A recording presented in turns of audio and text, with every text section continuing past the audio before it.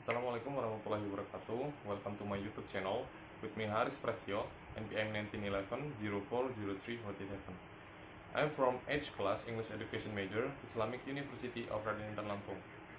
Today I would like to share all of you about teaching practice. And here I have one method, and the name of method is Grammar Translation Method, or better we know GTM. According to Richard and Rogers 2002, GTM is a way of studying a language that approaches the language first of detailed analysis of its grammar rules, followed by the application of this knowledge through the task of translating sentence and text into and out of the target language.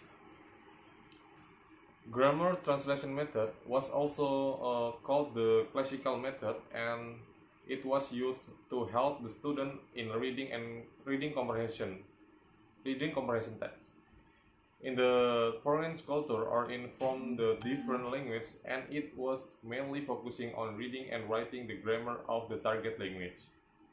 When we say the target language, here we're talking about the language that students are going to learn, and the native language is their own language.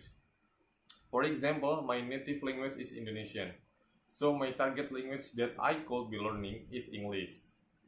Since the student here are more focusing on reading and writing and the grammar of the language and learning new vocabulary, then here the use of the native language could be important to help the student to become capable of the translating from one language to another language.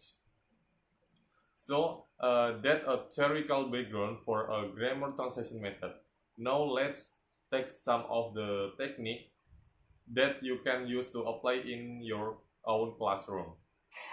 Okay, for the first technique that we have is translation.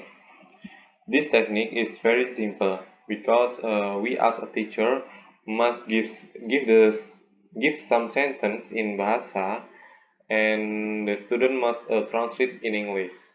For example is saya pergi ke sekolah.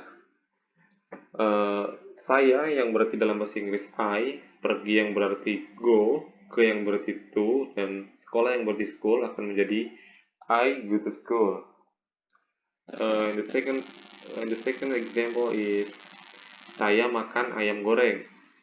Saya yang dalam bahasa Inggris berarti I, makan yang berarti eat, ayam yang berarti chicken, dan goreng yang berarti fried akan menjadi I eat fried chicken.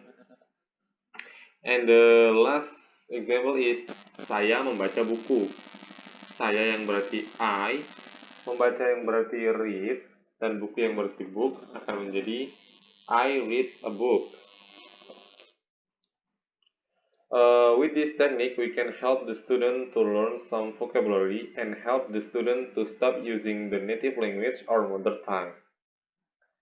Okay, next, the second technique is fill in the blank. This is very simple because you need to give them different sentence with a slot in the middle, and you ask them to fill it with a certain word or a certain word that matching the grammar of the sentence. For example is I like song and dancing. Di dalam kalimat I like song and dancing ini terdapat kata yang salah, yaitu song, dan akan menjadi I like sing and dancing.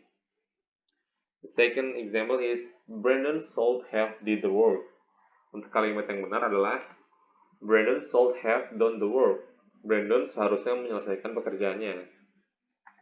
For the last example is they had walked to school. Untuk kalimat yang benar menjadi they had walked to school.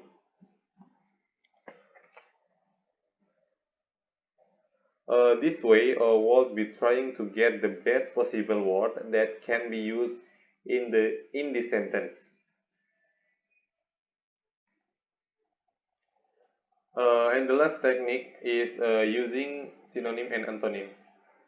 Well, what is the meaning of synonym? It's like the words that are similar each other. For example, is large. Large synonym is big. Exit synonym is live. Stone synonym is work. Ketiga kata ini memiliki artian yang sama, hanya kosakatanya saja yang berbeda. And the second is antonym. Is the words that are opposite to each other. For example, body yang berarti jiwa memiliki antonym yang berarti soul, yaitu artinya adalah jiwa. Oh, body yang berarti tubuh dan soul yang berarti jiwa. I'm sorry. And beautiful yang berarti cantik memiliki antonim ugly yang berarti jelek. And black yang berarti hitam memiliki antonim white yang berarti putih. Okay, that's all about 3 technique of grammar translation method. Thank you for watching this video, and last I say wassalamualaikum warahmatullahi wabarakatuh.